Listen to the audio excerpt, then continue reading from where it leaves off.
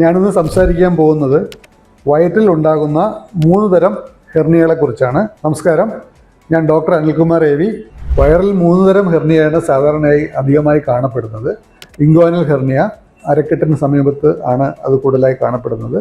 പിന്നെ para umbilical hernia, അത് പൊക്കിളിന് സമീപത്തായി കാണപ്പെടുന്നു. പിന്നെ ഇൻസിഷണൽ ഹെർണിയ. ഇൻസിഷണൽ ഹെർണിയ ഏതുതരം വയറിലെ സർജറി നടത്തിയാലും ഇൻസിഷണൽ ഹെർണിയ ഉണ്ടാവാൻ സാധ്യതയുണ്ട്. ശരിക്കും എന്താണ് ഈ ഹെർണിയ? ശരിക്കും ഒരു ദ്വാരമാണിത്. ദ്വാരത്തിലൂടെ വയറ്റിനകത്തുള്ള അവയവങ്ങൾ തള്ളി വരുന്നതിനെയാണ് ഹെർണിയ എന്ന്. ഈ ദ്വാരം നമുക്ക് അടയ്ക്കുന്നതാണ് ശരിക്കുള്ള ചികിത്സ, അല്ലാതെ മരുന്ന് കൊണ്ട് ഒരിക്കലും നമുക്ക് ഹെർണിയ ചികിത്സിക്കാൻ പറ്റില്ല. ഹെർണിയയുടെ ചികിത്സ സർജറിയാണ്. സർജറി 2 രീതിയിൽ ചെയ്യാം. ഓപ്പൺ സർജറിയും ചെയ്യാം, ലാപ്രോസ്കോപ്പിക് സർജറിയും ചെയ്യാം. ഓപ്പൺ സർജറിയേക്കാൾ ലാപ്രോസ്കോപ്പിക് സർജറി എന്തുകൊണ്ടും ബെറ്ററാണ്.